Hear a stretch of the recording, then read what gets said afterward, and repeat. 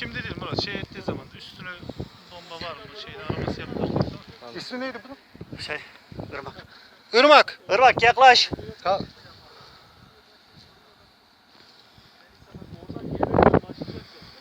Gel hiç korkma devam et. Üstüne bir şey yapsak. Orada bir dur. Orada bir dur. Sırtındaki çantayı bir indir. Başındakini de. Çıkar başından korkma rahat ol artık korkma. Tamam. Emniyettesin, buradayız. Ha, sıkıntı yok artık. Irmak. Duyabiliyor musun beni? Ki şu çantayı, üzerindeki eşarbı da Irmak bırak. Ceplerinde ne var?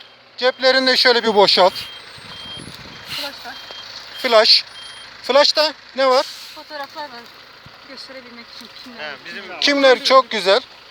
Tamam, onları da ver. Flash'ı ver. Flash, Telefon. telefon. Ayrıca bir Türkcell hattı var sadece arkadaşla konuşabilmek için. Tamam, telefon. O da su Başka var. ceplerinde bir şey var mı Irmak? Hayır. Şeker. Şeker.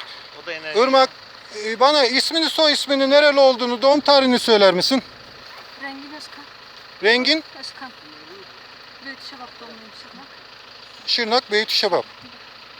95 Sıcak doğumlu. biraz şey. 95 doğumlusun. Al bakayım. Peki ne zaman katıldın örgüte? 2013. 2012'de. Tamam, su iç, sakin, rahat ol.